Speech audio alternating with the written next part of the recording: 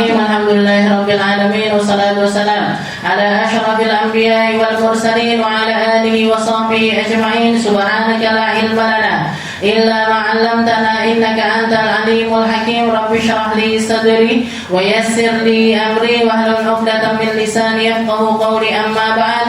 Alhamdulillah ala ni'matil Islam, alhamdulillah ala ni'matil iman wa kafa biha min ni'mah. Alhamdulillah, segala puji bagi Allah Subhanahu wa taala yang memberi kita nikmat Islam iman, memberi kita nikmat sehat sempat, sehingga kita selalu diperkenankan oleh Allah taala untuk hadir secara rauhaniyah serta jasadiyah. Jasad kita hadir, roh kita dihadirkan oleh Allah Subhanahu wa taala untuk selalu dan selalu mengkaji perkara-perkara yang menjadi warisan Nabi kita Nabi Muhammad sallallahu alaihi wasallam.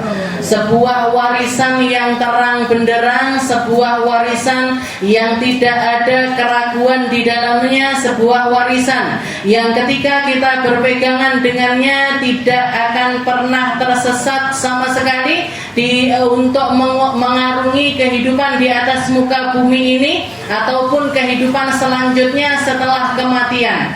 Maka kita bersyukur kepada Allah Ta'ala, kita dihadirkan, kita disempatkan, kita diberi waktu, dikasih umur untuk duduk di tempat-tempat yang semacam ini.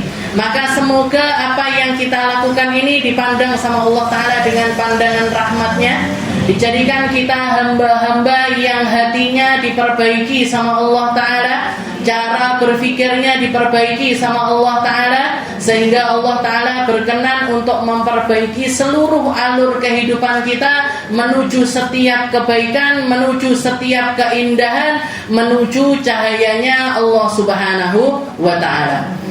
Kita insya Allah akan mengkaji salah satu kitab dari karangan Al-Habib Zain bin Ibrahim bin Smith. Tapi karena kitabnya hari ini belum nyampe, karena kitabnya belum nyampe, maka untuk pertemuan kali ini saya akan membacakan secara runtut hadis, istilahnya wungkule hadis atau hadisnya itu sendiri yang hadis teks asli yang datang dari Nabi Muhammad sallallahu alaihi wasallam itu kita baca mulai dari awal sampai akhir sambil saya jelaskan sedikit demi sedikit. Nanti ketika kitabnya sudah datang, nanti akan kita preteli lebih dalam lagi isi dari hadis tersebut. Jadi Habib Zain bin Ibrahim bin Smith ini masih hidup, Bu. Beliau salah seorang ulama yang tersohor di daerah sekarang domisilinya beliau di Madinatul Munawwarah. Jadi beliau punya pesantren di situ dan guru-guru saya sebagian di antara mereka adalah murid dari Habib Zain bin Ibrahim bin Smith.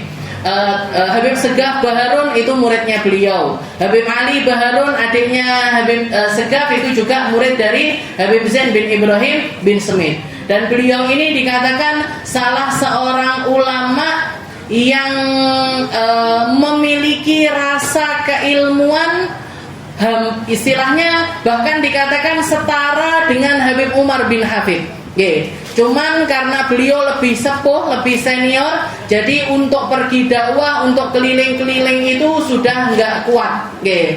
Walaupun saya beberapa kali ketemu ketika beliau itu datang ke pondok saya, di pondok Dalwa itu beberapa kali beliau itu hadir. Bahkan dikatakan ketika kehadirannya yang terakhir, Habib Zain Baharun guru saya itu sempat cerita, tahu kalian kedatangan Habib Zain bin Smith yang terakhir itu ketika beliau masuk ke pondok dan melihat bangunan-bangunan yang ada di pondok, beliau nyumbangkan hartanya 1 miliar untuk pembangunan pondok. Jadi ulama masih nyari tempat-tempat, cara-cara untuk menginvestasikan hartanya di tempat-tempat kebaikan. Dan kalau kita lihat investasi akhirat di pondok pesantren itu adalah investasi yang perkembangannya itu paling luar biasa. Dengan infak 5.000 di pesantren sama infak 5.000 ke orang yang di jalan-jalan, itu akan sangat jauh berbeda manfaatnya. Akan sangat jauh berbeda manfaatnya. Kita ambil misalkan uang 5.000 ini dipakai untuk beli kipas atau dijadikan, walaupun nggak cukup, misalkan dijadikan kipas atau dijadikan keramik atau dijadikan lampu. Nah, itu begitu diaktifkan atau begitu jariah kita itu masuk ke tempat tersebut, yang isi santrinya itu daluan itu untuk pondok putrinya aja isinya ada sekitar 6.000 sampai 7.000 santri. 6.000, jangan bayangkan, berapa orang yang sholat di situ, berapa orang yang ngaji di situ, berapa orang yang tidur di situ.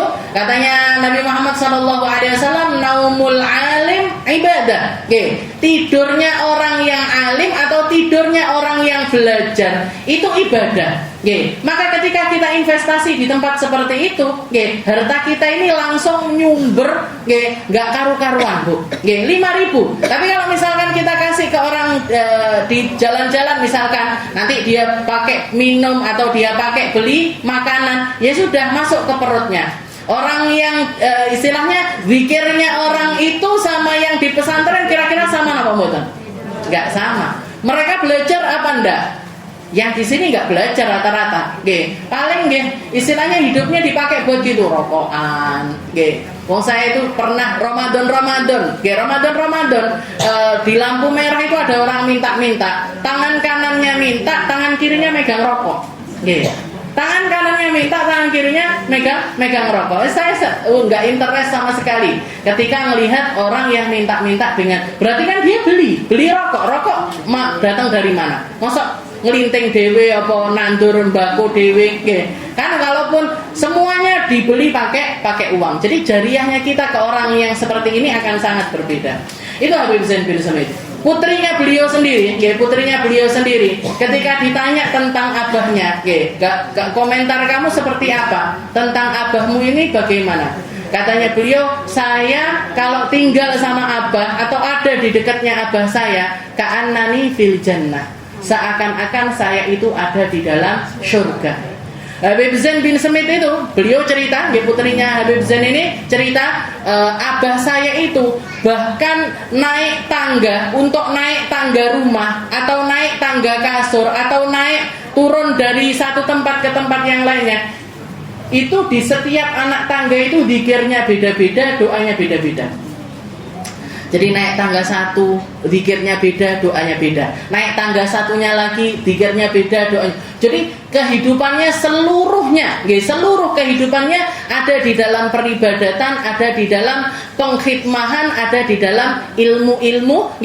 Makanya sampai para ulama zaman sekarang itu bilang beliau itu min baqaya salafus soleh, termasuk yang tersisa dari golongan aslafunas solihin. Kalau kita mau tahu orang aslaf, orang salaf, orang lawas, ibadahnya, gerak-geriknya, cara beliau menghabiskan waktu dan lain sebagainya, itu zaman sekarang ini sudah sedikit sekali, sudah sangat minim sekali, dan beliau ini termasuk di antara yang sedikit itu tadi. Habib Zain bin Ibrahim bin Samit. Beliau ngarang kitab namanya Syarah Hadis Jibril karena tahu betapa pentingnya umat untuk tahu tentang hadis ini, untuk mengerti tentang hadis ini. Secara global, hadis ini mencakup 4 perkara. Jadi kalau dilihat secara keseluruhan, di dalam hadis ini terkandung 4 macam, ada 4 macam keilmuan paling inti di dalam agama Islam. Keilmuan paling inti di dalam agama Islam. Yang pertama adalah ilmu fiqih. Yang pertama nanti yang akan kita pelajari adalah ilmu fikih.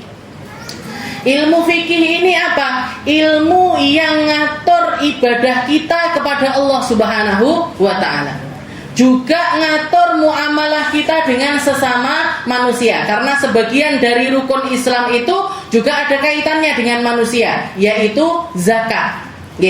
Jadi ilmu fikih. Dan ilmu fikih ini gunanya lihimayatil Islam, untuk menjaga kemurnian Islam kita. Orang kalau berislam ya harus ngelakoni 5 rukun Islam ini, nggak bisa enggak. ilmu dari 5 perkara ini juga harus dia pelajari dengan benar, harus dia pelajari secara detail. Untuk apa? Untuk menjaga kemurnian Islam di dalam setiap individual kita. Setiap dari kita ini semuanya kan orang Islam, tapi nggak semuanya berislam atau menjaga kemurnian Islamnya. Misalkan ada orang Islam tapi nggak sholat, berarti apa? Dia Islam secara cangkang saja, tapi isinya Islam itu nggak ada. Orang Islam tapi Ramadan nggak puasa, berarti apa? Ya dia cuman semacam orang Islam, tapi kemurnian Islam itu tidak ada di dalam diri hamba tersebut. Maka kita pelajari yang kita kenal dengan nama rukun Islam. Nah, itu intisari dari ilmu fikih, itu diambil dari rukun Islam. Setelah itu ilmu yang kedua, ilmu tauhid. Ilmu tentang pengesaan Allah Subhanahu wa ta'ala. Gunanya untuk apa? Lihimayatil iman. Untuk menjaga kemurnian iman kita. Untuk menjaga kemurnian iman kita. Orang sholat, orang sholat sekedar wong Islami ya sholat. Sama orang Islam, dia sholat sambil memahami, ya Allah, saya sholat ini dilihat sama Allah Ta'ala.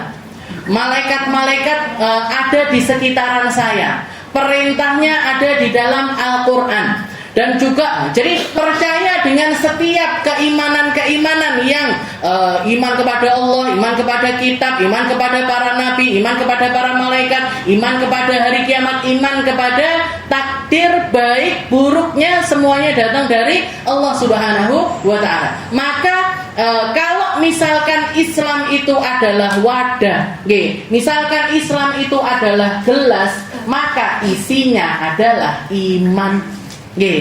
Orang punya gelas nggak ada isinya, orang nggak akan mendapatkan manfaat apa-apa dari gelas itu. Jenengan tuku gelas rong losin, habis beli dibungkus dilebokne neng lemari, manfaat apa ndak itu gelasnya? Begitu juga dengan orang Islam, dia sholat, zakat, puasa, haji dan lain sebagainya. Tapi kalau landasan dari amaliyah Islamnya ini bukan karena keimanannya yang tinggi kepada Allah Ta'ala, maka ini cuma semacam gelas yang gak ada isinya. Orang Islam yang cuma nampaknya aja Islam tapi gak ada isi di dalam keislamannya. Maka ketika mereka berislam dengan cara semacam itu, nggak akan bisa nyaman dengan keislamannya sendiri. Jadi diisi dengan iman. Setelah itu ilmu yang ketiga, ilmu yang ketiga adalah ilmu tasawuf. Ilmu tentang tazkiyatun nafas, ilmu tentang pembersihan hati, pembersihan rauhaniyah, yang kita kenal dengan ilmu tasawuf. Gunanya untuk apa? Lihimayatil ihsan, untuk menjaga kemurnian ihsan. Jadi ada Islam, ada iman, ada ihsan. Ini kayak kalau kelas gitu, naik kelas, naik kelas, naik kelas. Kelas 1, kelas 2, kelas 3. Kelas 3 ini kelas tertinggi, yaitu maqamul ihsan. Minal innallah yuhibbul muhsinin. Allah Ta'ala senang sama orang-orang yang memperbaiki amaliyahnya. Jadi ini semakin dalam lagi. Dan yang terakhir, ilmu anil mustaqbal.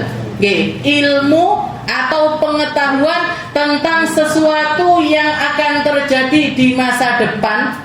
Termasuk diantaranya adalah tanda-tanda dari kiamat. Kenapa sih kita kok harus mempelajari tanda-tanda hari kiamat?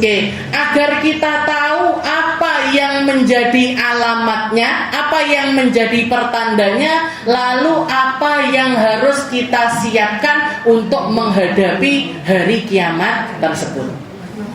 Jadi 4 ilmu ini yang terkandung di dalam hadis Jibril. Insyaallah nanti Ustazah Fatimah akan membacakan. Nanti beliau membacakan hadisnya, teks hadisnya saya yang jelaskan. Beliau membaca, nanti saya jelaskan. Saya terjemahkan dan saya jelaskan. Bismillahirrahmanirrahim. An Umar aidan radhiyallahu ta'ala anhu aidan qala bainama nahnu julusun 'inda Rasulillah sallallahu alaihi wasallam dhata yawmin ittala'a 'alaina rajulun syadidun bayadith thiyabi syadidu sawadis sya'ri la yura 'alaihi atharu safari wa la ya'rifuhu minna ahadun. Jadi ini hadis Jibril ini diriwayatkan oleh Sayyidina Umar bin Khattab. Saya salah satu sahabat tertingginya Nabi Muhammad SAW, juga salah satu sahabat yang paling banyak meriwayatkan hadis. Termasuk di antara salah seorang sahabat yang banyak sekali meriwayatkan hadis. Beliau menceritakan salah satu kejadian yang diingat oleh beliau ketika beliau bersama dengan Nabi Muhammad SAW. Katanya Sayyidina Umar, gimana? Zata yaumin, ketika kami duduk suatu hari bersama dengan Nabi Muhammad SAW, irtala'a, tahu-tahu datang, tahu-tahu ada seseorang yang hadir di tempat kami, di majelis kami. Irtala'a alaina rajulun, seorang laki-laki, syadidu bayadith thiyab, syadidu sawadis sya'ar, pakai baju putih bersih, rambutnya hitam kelam. Pakai baju putih bersih, rambutnya hitam kelam. Lam yura minhu atharus safar, dari diri orang ini tadi nggak kelihatan tanda-tanda kalau dia itu barusan pergi perjalanan jauh. Zaman itu orang kalau perjalanan jauh itu mesti kelihatan bajunya kusem, mukanya kusem, rambutnya acak-acakan. Kenapa? Karena kendaraan yang ada di zaman itu belum ada yang tertutup. Kalau nggak pakai keledai, ya pakai unta, ya pakai kuda. Orang kalau bepergian jauh itu mesti kalau dia baru datang, makanya beliau apa? Ittala alaina. Tahu-tahu datang seorang laki-laki. Modelnya ini bukan orang jauh. Modelnya ini bukan orang yang habis perjalanan jauh. Tapi lam yura minhu atharus safar. Beliau ini nggak kelihatan barusan safar, tapi kita yang ada di majelis nggak ada satupun yang kenal ini orang siapa. Kayak misalkan orang ibu-ibu majelis di sini, wes kenal satu sama lain, titen satu sama lain. Oh ini rumahnya di sini, oh ini rumahnya di sini. Tahu-tahu ada orang baru, pakai baju unik, pakai baju mencolok, pakai baju itu kelihatan sekali.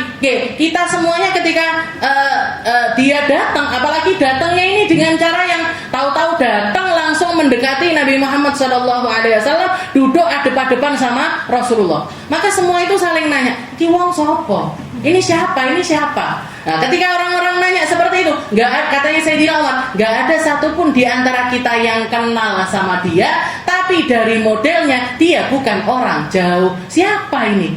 Bukan orang sini, bukan. Tapi kalau istilahnya kayaknya ini orang jauh. Jadi itu persepsi pertamanya Sayyidina Umar bin Khattab. Terus Hatta jalasa ila Nabi sallallahu alaihi wasallam. Hatta idza jalasa ila Nabi sallallahu alaihi wasallam. Tahu-tahu, ya ini tadi. Tahu-tahu dia duduk langsung ngadep di hadapannya Rasulullah sallallahu alaihi wasallam. Fa'asnada rukbatayhi ila rukbatayhi. Dia nempelkan lutut kakinya di lutut kakinya Nabi Muhammad SAW. Jadi istilahnya duduk ini nemplek banget sama Nabi. Wa wada'a kafaihi ala fakhidaihi. Tangannya ditaruh di pahanya dia sendiri. Jadi tangannya dia ditaruh di pahanya, tapi kakinya ini nempel sama Nabi Muhammad SAW.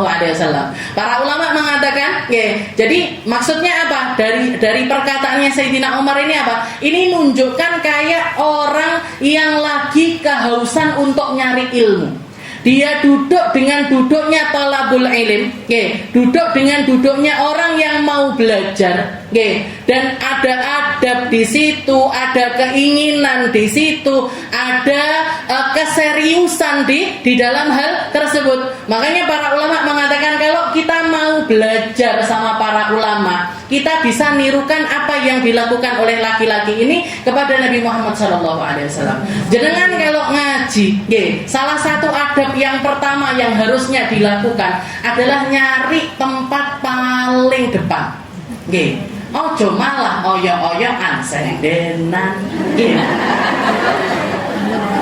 Cari tempat yang paling depan. Kenapa? Karena tempat paling depan ini sudah pasti tempat yang kita akan paling bisa nyimak apa yang dibicarakan dari keilmuan tersebut. Jadi paling dekat. Bahkan kalau bisa sedekat apa? Sedekat yang dilakukan laki-laki ini tadi. Dengkul nemplek dengkul. Dengkul nemplek dengkul. Tapi ini kalau orang banyak ya repot. Tapi istilah intinya, jadi istilahnya duduk serius, tangan itu diletakkan, berarti apa? Tangannya nggak sibuk melakukan hal yang lainnya, sibuk untuk matanya difokuskan, telinganya difokuskan, jadi dia duduk dengan adab, dengan keinginan, dengan cara yang sangat dekat sekali dengan Nabi Muhammad SAW. Nah, itu yang pertama. Jadi yang pertama, duduklah, cari tempat duduk yang paling dekat. Setelah itu, perhatikan dengan seksama apa ilmu yang akan disampaikan. Karena ilmu itu secara haliah, kalau dia bisa ngomong, katanya ilmu, ya nas, wahai manusia, a'tini kulla u'tika ba'di. Wahai manusia, berikan semua yang kamu miliki kepadaku, aku akan memberikan kepadamu sebagian dari aku. Kudu gelem modal, harus mau berusaha, harus serius. Modal ini apa? Ya tuku buku, ya tuku pulpen, ya kalau anek kumplung munyer ya dicemplungi. Nah, itu termasuk. Harus mau modal. Itu pun katanya ilmu. Berikan semua yang kamu miliki, aku akan memberikan kamu separuh dari aku. Lah kalau kita misalkan belajar tapi tidak mau modal apa-apa sama sekali, modal nggak ada, keseriusan nggak ada, keinginan nggak ada, pokoknya melembung rono melembung rene, kira-kira ilmunya mau ngasih kita apa enggak? Nggak kira mau, Bu. Apalagi di dalam majelis foto-foto. Nggak boleh foto, Ustazah? Boleh, silahkan nanti tapi Bu. Kalau mau foto-foto silahkan nanti tapi nanti ditaruh HP-nya, di silent HP-nya, jangan sampai ada sesuatu yang mengganggu fokusnya kita. Karena jenengan nggak fokus sedikit aja silang misalnya ilmu nih. Jenengan nggak fokus sedikit aja hilang ilmunya. Apalagi kalau diniati datang untuk nggak fokus. Apalagi kalau datang, saku melok koncoku melok rono. Koncoku li gue ning aku melok sak karo koncoku kuwi. Berarti sak kelompok. Saya jamin keluar nggak bawa apa-apa. Saya jamin itu. Nah, jadi itu yang kita pelajari dari laki-laki ini yang mendatangi Nabi Muhammad SAW. Setelah itu, Waqala ya Muhammad, akhbirni 'anil Islam. Setelah itu laki-laki ini bilang, dia mengutarakan pertanyaannya kepada Nabi Muhammad SAW sambil mengatakan, ya Muhammad, akhbirni 'anil Islam. Katanya laki-laki tersebut, wahai Muhammad, kabarkan kepadaku apa itu Islam. Perkataan ini datang, ya. Jadi hadis ini ketika terjadi atau kejadian ini itu terjadi sebelum ada perintah dari Allah Subhanahu wa taala untuk memanggil Nabi Muhammad dengan julukan. Allah taala mengatakan la taj'alu du'aan nabi ka du'ai ba'dikum ba'dun. Jangan kamu itu memanggil Nabi Muhammad dengan namanya, tapi panggil dia dengan julukan yang Allah Ta'ala menjuluki dirinya. Jangan kamu memanggilnya dengan panggilan kalian satu sama lain. Muhammad Ali, atau saya misalkan Min, Fat. Ya, jangan. Kenapa? Karena Nabi Muhammad SAW ini seseorang yang bahkan penyebutannya pun sama Allah Ta'ala, Allah Ta'ala menyuruh untuk meninggikan kadarnya Nabi bahkan di dalam penyebutannya. Nah, ada yang mengatakan seperti itu, ada yang mengatakan ini kejadian sebelum ada larangan dari Allah Ta'ala untuk memanggil Nabi dengan nama Muhammad. Tapi ada yang mengatakan enggak, ini setelah perintah tersebut. Tapi karena pertanyaan ini datang dari seseorang, dari seseorang yang di saat tersebut mungkin dia memposisikan dirinya semacam muridnya Nabi, tapi pada hakikatnya dia ini adalah gurunya Nabi. Siapa? Malaikat Jibril. Malaikat Jibril. Jadi malaikat Jibril itu, Nabi Muhammad itu kan belajar segalanya sama malaikat Jibril. Makanya ada pepatah yang mengatakan di sana ada seorang murid yang mencapai kedudukan jauh lebih tinggi daripada gurunya. Siapa? Nabi Muhammad SAW. Nabi Muhammad ini muridnya malaikat Jibril, tapi kedudukannya Nabi lebih tinggi daripada malaikat Jibril. Makanya dikatakan kenapa kok pakai kalimat ya Muhammad, pakai sebutan ya Muhammad, karena ini yang manggil gurunya, jadi nggak masalah. Pertanyaan pertama apa? Ya Muhammad, akhbirni anil Islam. Akhbirni anil Islam. Wahai Muhammad, kabarkan kepadaku, informasikan kepadaku tentang apa itu Islam. Di antara mayoritas sahabatnya Nabi, sahabat-sahabat terdekatnya Nabi, orang-orang muhajirin ataupun orang-orang ansor, itu sedikit sekali di antara mereka yang berani naikkan pertanyaan kepada Nabi Muhammad SAW.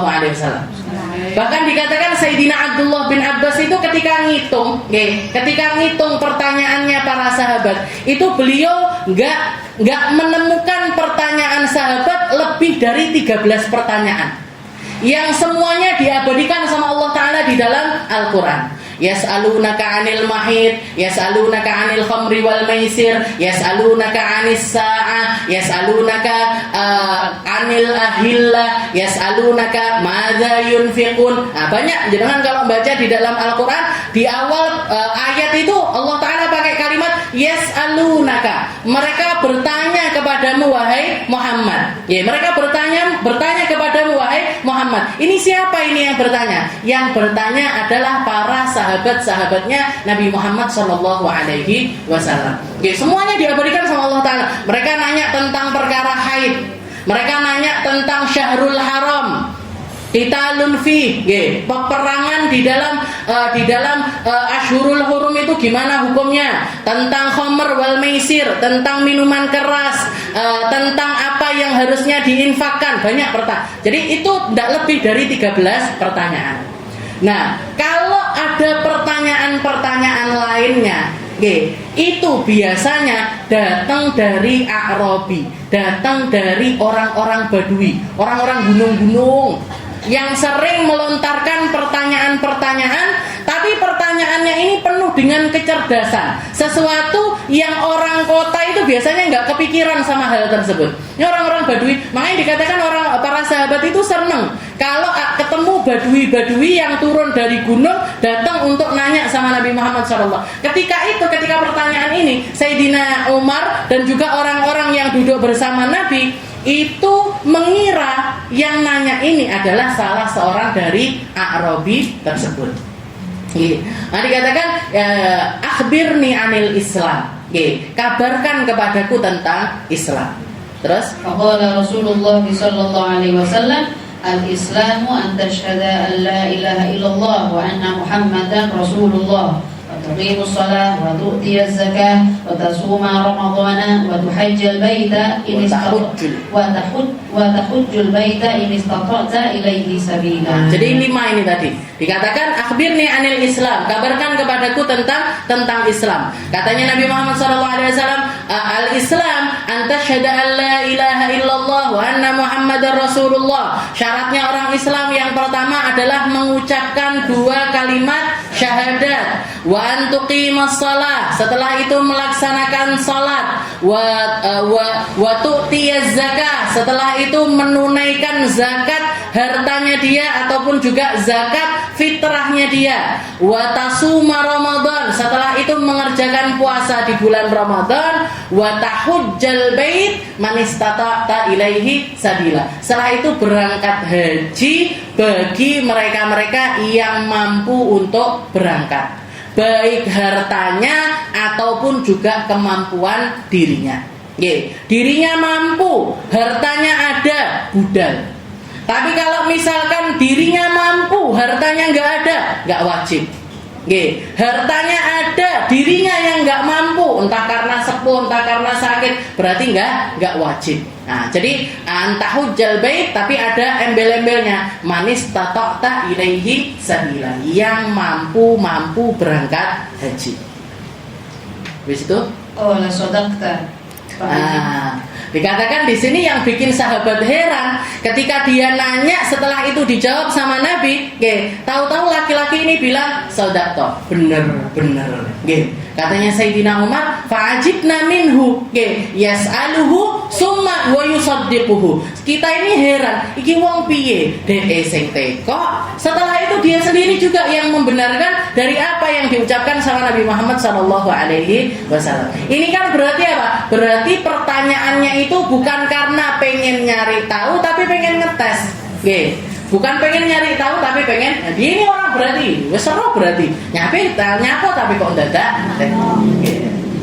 Qala fa akhbirni 'anil iman. Nah, yang kedua dikatakan fa akhbir. Ini tadi ilmu tentang fikih ini tadi liputannya di dalam hal ini tadi. Syahadat, salat, zakat, puasa, haji. Ilmu fikih itu pada intinya membahas tentang 5 perkara ini tadi. Walaupun nanti berkembang lagi, ada namanya fikih munakahah, ada fikih tentang pernikahan, ada fikih tentang muamalah, ada fikih tentang siasah, tentang peperangan, tentang politik dan politik kepemimpinan. Itu ada semuanya, Bu. Di dalam Islam itu lengkap, tidak ada yang nggak dibahas sama Nabi Muhammad SAW. Tapi biasanya rata-rata orang kalau belajarnya itu nggak panjang, belajarnya itu nggak lama, maka di 5 perkara ini dianggap itu fikih ini ya 5 perkara ini tadi. Wes belajar fikih kabeh.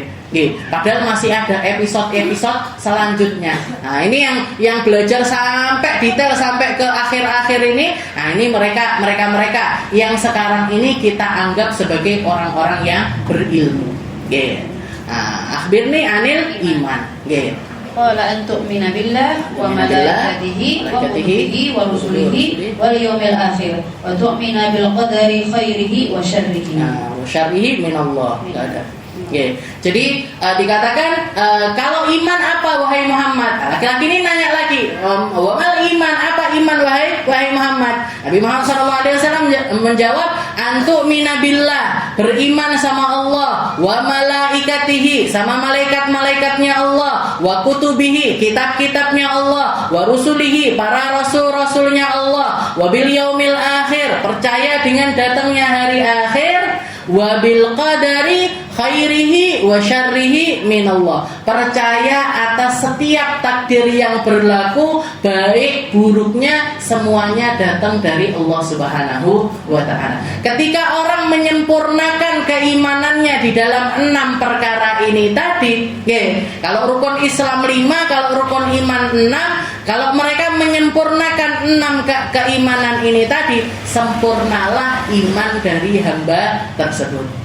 Kalau misalkan dia percaya sebagian, nggak percaya dengan sebagiannya lagi, berarti nggak sempurna juga iman dari hamba tersebut. Aku mek percaya takdir sing apik-apik tok, sing elek-elek enggak. Nggak bisa. Saya percaya sih sama hari akhirat, tapi koyoke nggak gitu-gitu banget deh. Itu juga ada celah di dalam keimanan dari hamba tersebut. Qala sadaqta. Sama. Yang kedua juga dia, benar wahai Muhammad. Qala fa akhbirni 'anil ihsan. Setelah itu laki-laki tersebut nanya lagi, ya Muhammad, mal ihsan? Apa itu ihsan? Maka dijawab sama Nabi Muhammad SAW. Qala an ta'budallaha ka'annaka tarahu fa in lam takun tarahu fa innahu yarak. Nah, dikatakan dijawab sama Nabi, an ta'budallaha ka'annaka tarahu fa in lam takun tarahu fa innahu yarak. Oke, mencapai derajat peribadatan kepada Allah Ta'ala seakan-akan, an ta'budallaha, kamu beribadah kepada Allah Ta'ala, ka'annaka tarahu, seakan-akan Allah Ta'ala ini di depanmu, seakan-akan kamu mendengar ucapan-ucapannya Allah, seakan-akan kamu memandang langsung kepada Allah Ta'ala. Ini imannya orang-orang khusus. Imannya orang-orang khusus yang mencapai derajat keimanan yang sangat luar biasa tinggi. Ada salah satu kisah dari Imam Al-Junaid. Imam Al-Junaid itu salah satu ulama yang bersahabat di zaman tersebut. Beliau itu, tapi salah satu perkara yang beliau itu nggak pernah mau itu yaitu dijadikan imam. Beliau hafid Al-Quran, beliau ngajar orang, muridnya banyak, karangan kitabnya banyak, tapi setiap kali disuruh ngimamin itu nggak pernah mau.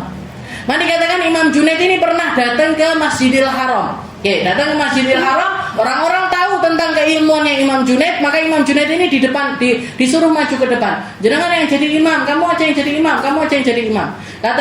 Katanya Imam Al-Junaid, ana lastu bi ahlin lil imamah. Saya ini bukan orang yang bisa kamu jadikan imam. Kenapa? Kamu kan punya ilmu, kamu. Kayak istilahnya mosok ulama ndak gelem dadi imam. Dan kalau dari caranya Nabi, di dalam syariatnya Nabi, orang yang paling berhak jadi imam itu ya afqahuhum li kitabillah, orang yang paling paham dengan dengan ayat-ayatnya Allah. Nah, akhirnya beliau maju jadi imam. Beliau maju jadi imam. Ketika biasanya Bilal itu kan mengucapkan istawu atadilu, saya luruskan sofnya, luruskan barisannya, begitu Bilal ini tadi mengucapkan hal yang semacam itu, geblak semakut.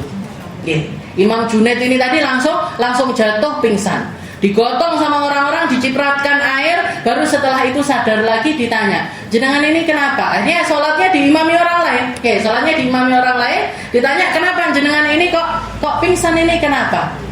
Katanya Imam Junaid, ketika kalian mengucapkan istawu,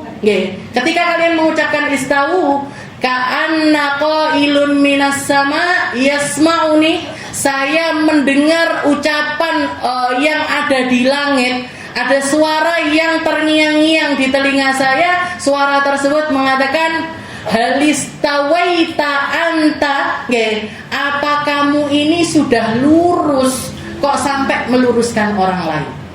Apa kamu ini sudah benar di dalam memandang kok kamu benerin orang lain? Jadi itu yang terdengar di telinganya beliau, halistawaita anta ma'allah, apa kamu ini sudah lurus di jalannya Allah Ta'ala sampai kamu berani-berani meluruskan orang lain. Itu yang bikin beliau ini pingsan. Ini namanya maqam ihsan, derajat yang dicapai oleh manusia-manusia khusus, orang-orang khusus, ibadahnya kepada Allah Ta'ala mencapai derajat ini. Anta abudallah ka'annaka tarah. Kamu mengibadahi Allah Ta'ala seakan-akan Allah Ta'ala nyata di depan dirimu. Seakan-akan kamu mendengar langsung darinya, seakan-akan kamu menerima segala sesuatu itu langsung dari Allah Subhanahu wa Ta'ala. Langsung dari Allah Subhanahu wa Ta'ala. Imam Syafi'i itu mengatakan, ayat Al-Quran yang paling bikin saya senang adalah ketika Allah Ta'ala mengucapkan, ya ayyuhalladzina amanu, wahai orang-orang yang beriman. Katanya Imam Syafi'i, saya senang banget karena saya tahu yang mengucapkan kalimat ini adalah Allah Ta'ala untuk kepada manusia-manusia macam kita yang mengaku sebagai hamba-hamba yang beriman. Jadi apa? Ketika sholat gak berat, Bu, ini yang nyuruh aku Gusti Allah. Puasa enggak berat, ini yang nyuruh aku Allah Ta'ala. Sedekah, ini yang nyuruh aku Allah Ta'ala. Jadi ka'annaka tarahu. Tapi Allah Ta'ala sadar, ini derajat, enggak banyak orang bisa nyampe derajat itu enggak banyak. Jadi diturunkan standarnya sama Allah Ta'ala, fa illam takun tarahu fa innahu yarak. Tapi kalaupun misalkan kamu itu nggak mampu beribadah seakan-akan Allah Ta'ala melihat kamu, maka jadikan kebalikan dari itu.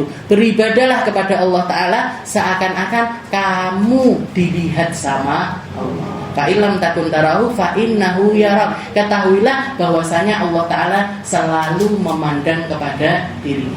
Jadi kalau misalkan yang pertama itu sifatnya itu rauhaniyah, sifatnya itu rauhaniyah, nggak bisa dinalar dengan akal, dicapai dengan pencapaian yang sulit sekali. Maka kalau yang kedua ini masih bisa dicapai dengan akal manusia manapun. Kalau satu sifatnya rauhaniyah, yang satunya lagi sifatnya adalah akliyah. Kita sholat bayang nih didelok karo Gusti Allah seiso Bu. Kita mau melakukan apapun, bayangin ini saya kalau maksiat kayak gini dilihat sama Allah loh. Saya kalau buka hal-hal yang nggak benar, Allah Ta'ala ngelihat saya loh. Jadi bukan melakukan ibadah itu bukan karena dilihat siapa-siapa, tapi karena dilihat sama Allah Ta'ala. Seperti itu. Fa illam takun tarahu fa innahu yara. Qala fa akhbirni 'anis sa'ah. Fa akhbirni 'anis sa'ah. Dan yang terakhir, ilmu yang terakhir, jadi ilmu fikih, ilmu tauhid, ilmu tasawuf, dan yang terakhir al-ilmu 'anil mustaqbal, ilmu tentang hari kiamat. Ditanya sama malaikat Jibril mengatakan kepada Nabi, akhbirni 'anis sa'ah, kabarkan kepadaku tentang hari kiamat wahai Muhammad. Qala mal mas'ulu anha bi'alama minas sa'il. Jawabannya laki-laki tersebut, mal mas'ul anha bi'alama minas sa'il. Yang nanya nggak lebih tahu dibandingkan yang ditanya. Mal mas'ulu anha bi'alama minas sa'il. Yang ditanya nggak lebih tahu daripada yang nanya. Saya sama kamu sama-sama nggak ngerti tentang kiamat. Berarti apa? Ilmu tentang hakikatnya hari kiamat itu adalah salah satu ilmu ghaibiyat, salah satu ilmu gaib yang mengetahuinya cuman Allah Ta'ala. Yang tahu tentangnya cuman Allah Ta'ala. Sama kayak ketika Rasulullah ditanya yas'alunaka 'anir ruh, mereka nanya kepadamu tentang hakikatnya ruh wahai Muhammad. Maka jawabannya Nabi Muhammad, saya bukanlah orang yang tahu persis tentang ruh itu seperti. Ruh itu nggak bisa dideskripsikan, termasuk perkara gaib yang jadi rahasianya Allah Subhanahu wa Ta'ala. Hari kiamat pun semacam itu. Mal mas'ulu anha bi'a'lama minas sa'il. Makanya jawabannya Nabi, yang ditanya nggak lebih tahu daripada yang nanya. Qala fa akhbirni an amaratiha. Fa akhbirni an amaratiha. Kalau gitu, kalau kamu nggak tahu tentang persisnya, kapannya, kayak gimana ya dan lain sebagainya, maka beritahukan kepadaku tentang tanda-tandanya dari kiamat. Qala antaridal amatu rabbataha wa antaral hufatal uratal ala ri'a asya'i yatatawaluna fil bunyan. Jadi tandanya dua yang diberitahukan sama Nabi Muhammad SAW. Yang pertama adalah antalidal amatu rabbataha, budak melahirkan tuannya sendiri. Para ulama menafsirkan salah satunya menafsirkan yang dimaksudkan di sini adalah hilangnya birrul walidain. Hilangnya orang-orang yang taat sama orang tuanya. Ibu ngelahirkan tuan-tuannya sendiri. Ibu dadi peladene anak-anake sampai mati. Jadi dia yang melahirkan, dia yang nyuapin, dia yang gedene. Tapi setelah dewasa, anak ini bukannya berbakti kepada orang tuanya, justru malah durhaka kepada orang tua. Ketika itu menjadi sesuatu yang umum dilakukan sama manusia, itu menjadi pertanda terbesar kalau kiamat itu sudah sangat dekat sekali. Dan yang kedua, antara hufatal uratal ala yatatawaluna fil bunyan. Kamu akan melihat orang yang dulunya nggak punya, miskin papa, biasa nggak sandalan, biasa pakai baju yang ala kadarnya, biasa gembalakan kambing, tahu-tahu mereka jadi orang-orang yatatawaluna fil bunyan, yang punya rumah tinggi-tinggi. Gampangnya apa? Gampangnya akan banyak orang yang kaya mendadak. Nggih. Orang yang dulunya nggak punya apa-apa, ujug-ujug dadi wong sugih bangun rumah tinggi-tinggi. Nggih, bangun rumah tinggi-tinggi. Nah, ini dua tanda terbesarnya dari datangnya hari kiamat. Tsumman talaqa falabithu maliyan. Fathumman talaq falabithu maliyan. Katanya Sayyidina Umar, setelah semu dia ngasih rentetan pertanyaan serta dijawab sama Nabi Muhammad secara gamblang semacam itu, tahu-tahu dia pergi falabithu maliyan. Gak lama setelah itu ada yang mengatakan setelah dia pergi, gak lama setelah itu Rasulullah ngabarin saya. Ada yang mengatakan beberapa hari setelah kejadian itu Rasulullah mengabarkan kepada saya. Falabithu maliyan, Tsumma qala li sallallahu alaihi wasallam, thumma qala li sallallahu alaihi wasallam, setelah itu Nabi Muhammad mengatakan kepadaku, ya Umar, atadri manis sa'il? Ya Umar, atadri manis sa'il? Hai Umar, tahu nggak kamu yang orang yang kemarin itu, yang putih bersih, pakai baju putih bersih, pakai bahkan dikatakan waktu itu dia datang bisurati Dihyah al-Kalbi. Dengan postur badan wajah mirip sama sahabatnya Nabi namanya Dihyah al-Kalbi, salah satu sahabatnya Nabi. Jadi tapi bukan Dihyah. Jadi seperti tadi yang diceritakan, atadri manis sa'il, katanya Nabi, kamu tahu nggak yang kemarin datang itu, kamu tahu nggak? Qultu Allah wa rasuluhu a'lam. Qultu Allah wa rasuluhu a'lam. Jawabannya seperti jawabannya para sahabat biasanya. Allah wa rasuluhu a'lam. Yang saya nggak tahu ya Rasul, yang ngerti Gusti Allah kalih jenengan. Nggih. Qala fa innahu Jibrilu atakum yu'allimukum dinakum. Katanya Nabi Muhammad, innahu Jibril, yang datang kemarin itu adalah malaikat Jibril. Atakum, dia datang sengaja pakai posturnya manusia, bisa dilihat sama manusia. Atakum yu'allimukum dinakum, untuk mengajarkan perkara agama kepada kalian semuanya. Jadi untuk bantuin saya menjelaskan secara gamblang tentang pondasi-pondasi dari agama yang harusnya setiap muslim itu mempelajari, memahami, mengerti tentang semua pondasi-pondasi tersebut. Rawahu Muslim. Ini hadis riwayat dari Imam Muslim. Nanti insya Allah bertahap akan kita bahas secara sedikit-sedikit dari kitab Syarah Hadis Jibril. Mungkin nanti Selasa depan sudah datang. Jadi semua dari jenengan bisa megang kitabnya. Wallahu a'lam.